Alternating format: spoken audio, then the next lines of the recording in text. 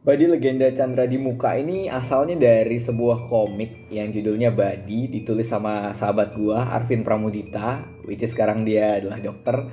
Dan komik ini dulu ditulis tahun 2007 lah, sekitar tahun segitu.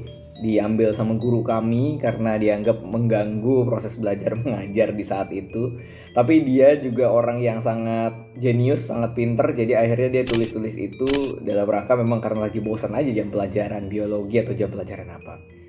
Ya, itu jadi sebuah kenangan yang sangat menarik. Dari si komik Badi ini gue twist menjadi sebuah cerita yang lebih dark gitu ya, di dalam rupa cerita pewayangan Badi Legenda Chandra Dibuka dan nanti dua buku selanjutnya.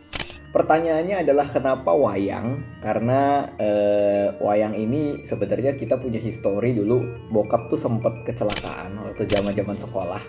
Kakinya masuk ke jeruji motor dan patah. Sehingga dia lama sekali nggak sekolah, sekitar 5 sampai 6 bulan. Dan selama masa-masa itu engkong itu ngasih si papa itu rangkaian buku dari R.A. Kosasih yang merupakan komik-komik wayang. Dia baca itu dan ternyata cerita-cerita ini membekas sekali sama beliau. Dan akhirnya itu turun ke om gua. Nah, oleh om gua ini diwariskan lagi ke gua gitu. Jadi gua suka baca cerita itu dan selalu tertarik dengan apa yang mereka ceritakan dari cerita-cerita wayang tersebut. Dan itu yang gua tulis di dalam buku-buku Badi menjadi referensi-referensi karakter yang ada di dalamnya. Cover Badi ini sendiri dibikin sama sahabat gua Denny Erlangga. Dia sebetulnya dulu arsitek, bareng sama gua belajar di Unpar, tapi sangat suka seni sehingga gue minta sama dia untuk menggambarkan konsep pewayangannya dan bagus banget hasilnya. Konsep pelanginya ini sendiri muncul waktu di komiknya itu gue kasih kode merah, jingga, kuning gitu ya. Dan salah satunya gue sangat suka dengan stiletto waktu gue bilang gue punya konsep warna ini. Akhirnya jadi Badi dan ini gak sia-sia banget. Buku pertama warnanya ungu dan kuning keemasan. Buku kedua merah, biru tua dan kuning. Di buku ketiga biru, hijau, dan kuning. Dan bagus banget hasilnya. Nanti kita akan cerita di next episode ya. Tapi cerita di dalamnya, ilustrasi sendiri nanti akan gue jelaskan sepanjang cerita tentang Badi. Cerita tentang Badi ini sendiri yang gak terlepas dari karakter-karakter Pandawa yang ada di wayang pastinya gitu ya. Gue menciptakan karakter Yudhistira dalam wujud Franz, seorang dokter yang juga adalah Arvin itu sendiri gitu ya, yang sepanjang hidupnya dia penasaran dengan apa yang terjadi sama keluarganya, apa yang terjadi dengan sahabat-sahabatnya, kenapa ada kasus-kasus yang ditutup-tutupi oleh elit-elit global gitu ya. Dan dia menjadi salah satu orang yang paling jujur, yang paling suka menanggung semua bebannya sendiri. Nah, ini adalah si Franz ini. Di mahasiswa dokter ini punya sahabat masa kecil yaitu Wayne dan Doug. Wayne tuh koki yang kekuatan pengendaliannya adalah api. Dia sangat lihai di dalam mengendalikan api. Dan Doug ini pandai mengendalikan pedang di dalam situ. Nah, jadi mereka juga dilambangkan sebagai Nakula dan Sadewa di cerita pewayang. Lalu pastinya di dalam sini juga gue butuh sosok Arjuna dan Bima yang digambarkan dalam diri Morgan. Morgan itu si Arjunanya, dia punya banyak arsenal atau senjata-senjata yang dia pakai karena dia kaya raya gitu. Dan dia sangat terhubung dengan antagonis-antagonis yang ada di dalam cerita Badi ini. Lalu yang kedua, si Bimanya adalah tokoh Limbung, salah satu mantan pembunuh yang difitnah. Dan dia punya kemampuan paling lihai, paling jago bertempur, dan paling kuat di antara mereka semua. Mereka semua bertemu dan akhirnya dibimbing sama satu sarjana elektro yang namanya Philip Sugeng Wijaya. Dan Philip ini juga akhirnya memberikan mereka senjata-senjata yang mereka akan pakai di dalam peperangan yang ada di dalam cerita Badi ini.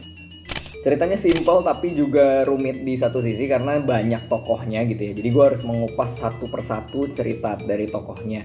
Intinya adalah di kubu Franz, Wayne, dan Doug, mereka itu sahabat masa kecil yang lama gak ketemu. Dan akhirnya karena COVID sudah selesai, mereka akhirnya bisa ketemu setelah mereka jadi mahasiswa.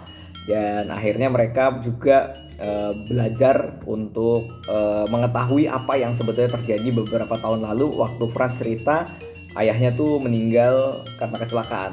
Tapi Franz sendiri curiga bahwa ayahnya tuh nggak pernah meninggal karena kecelakaan, tapi ayahnya meninggal karena sebuah hal yang ditutup-tutupi oleh pemerintah dan elit global yang dinamakan oleh keluarga Akalis. Singkat cerita, akhirnya mereka bertiga mencari tahu apa yang terjadi dengan keluarga Akalis dan mereka bertemu dengan Morgan dan Limbung di situ. Di sisi lain lagi, Morgan itu sebetulnya adalah anggota keluarga Akalis yang paling muda dan yang tidak terpengaruh oleh paham yang dimiliki oleh keluarga ini. Keluarga ini dulunya keluarga yang baik-baik, keluarga yang sangat romantis, sampai akhirnya mereka tergoda untuk membangkitkan satu buah entitas yang namanya Sang Malam. Dan Sang Malam ini bisa mengabulkan banyak permintaan mereka dengan cara mengumpulkan 4 pusaka mereka. 4 pusakanya yang ada di gambar ini adalah kain jarik dan juga permata naga. Lalu nanti ada topeng dan juga pisau yang akan diceritakan di episode-episode selanjutnya. Nah, Morgan akhirnya karena masih mempertahankan yang baik, dia akhirnya dipasung oleh keluarganya, dimasukkan ke penjara sampai beberapa tahun. Akhirnya dia dilepaskan oleh omnya sendiri yang juga sangat loyal sama dia dan masih di posisi yang benar. Dan akhirnya Morgan ketemu sama si jagoan-jagoan kita gitu ya, Franz, Wayne dan Doug. Dan akhirnya mereka bersama-sama mau menguak lebih jauh bagaimana cara menjatuhkan keluarga Akalis dan musuh utama mereka di dalam cerita ini, yaitu Saptanaga. Satu tokoh lagi adalah Limbung yang difitnah oleh pamannya karena pamannya mengincar permata naga dan membunuh seisi desa, sehingga Limbung juga akhirnya dipenjara. Limbung sendiri akhirnya membaktikan dirinya sama Morgan dan bergabung sama The Whole Pandawa ini untuk menjatuhkan keluarga Akalis.